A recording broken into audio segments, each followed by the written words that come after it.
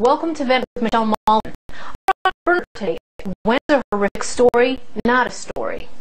You can't avoid the crimification of TV news. Cable news programs that used to focus on politics now all look like core TV knockoffs. Grisly murders, kidnappings, rape. So why is it that some stories that reverberate with the American public don't make the airwaves? In my mailbox every day for the last several months, readers have asked about the tragic case of Chris Newsom and Shannon Christian. Here is their story. On January 6, 2007, the two young University of Tennessee students went out on a date. They were to go to a friend's house to watch movies. They never arrived. Their night out would end in harbor. First, the car checked at gunpoint while driving Christian's Toyota 4Runner. They were then taken to a Knoxville house where, according to the 46-count grand jury indictment, Chris Newsom was repeatedly raped while Shannon was forced to watch. The assailants tortured Newsom, shot him, and set him on fire near railroad tracks not far from the house. The attackers then tortured Shannon, gang raped her, poured bleach down her throat to destroy DNA evidence, and murder her. There are confirmed reports that both Newsom and Christian were actually mutilated. Newsom's gasoline-soaked body was found beside railroad tracks the day after the crime.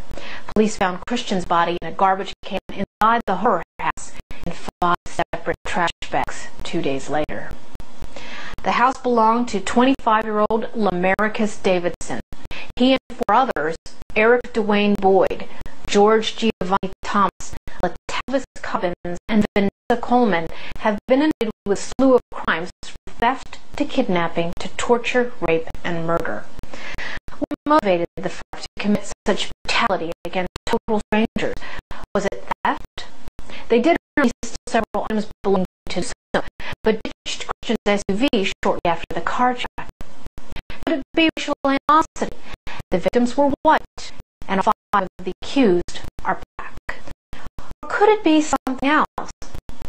The national media that descended on Durham, North Carolina, to give us every twist and turn of the Duke non-rape case, and the same national media that still reminds us of the racially motivated James Byrd murder and the killing of Matthew Shepard, hasn't asked why.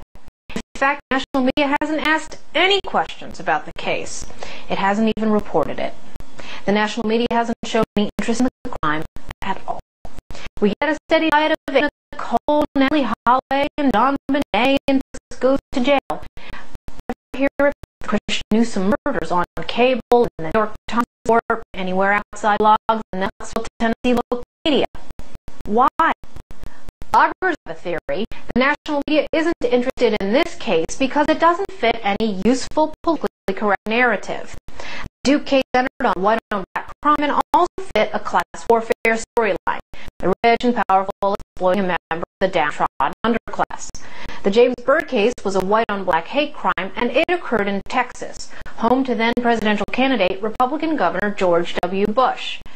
But this case, an attractive white couple murdered by 5 black thugs, doesn't seem to fit any political agenda. It's not a useful crime. Reverse the races and just imagine how the national press would cover the story of a young black couple brutally murdered by 5 white assailants. The details of the crime make it a national story. The brutality and the horror make it a story.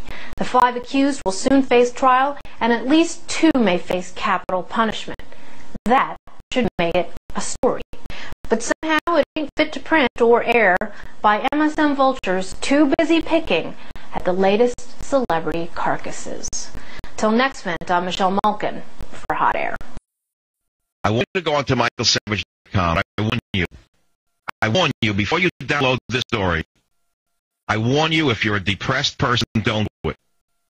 If you're an angry person who thinks he's going to go off like a rocket or go postal, don't read this story.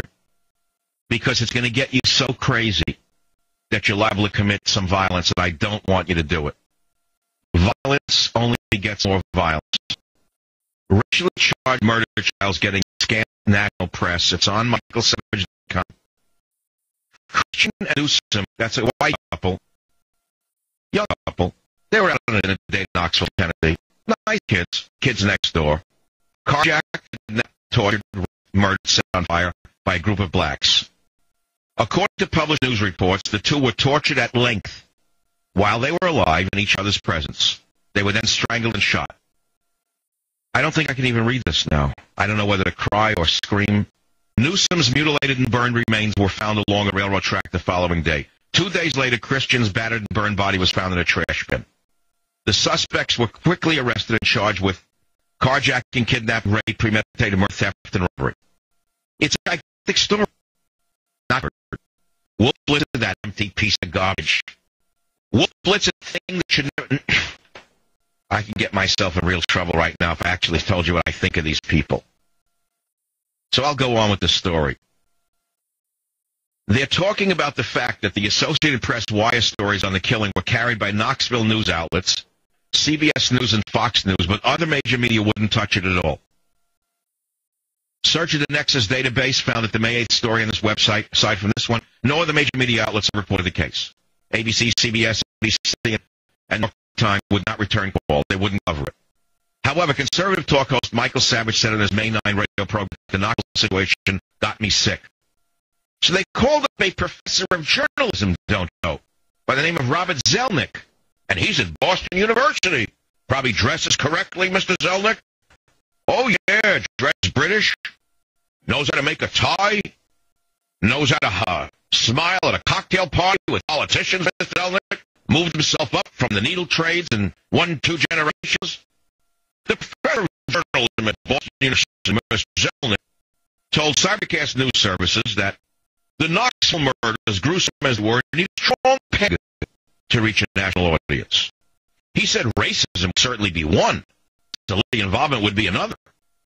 But the coincidence of white victims and perpetrators doesn't pass muster, though the coincidence of white perpetrators and victims might, because of its relative frequency. And so there it is. So Zelnick said the reason it hasn't picked up is because it's not sexy. After all, she's just a white girl and he's a white boy, and they're just black guys who, well, just did it, that's all. Not they do that. They do in a way that you wouldn't see in Iraq. But that doesn't make it to the New York Times. Instead, they show someone with Down syndrome on the front page having a coat put on her back by her father. Showing you something about Down syndrome as the lead story, for example. Where are the two megaphone reverends Sharpton and Jackson? I would think that raping, mutilating, torturing, and setting people afire is worse than a radio insult, and yet the good reverends are nowhere to be found. Isn't that interesting?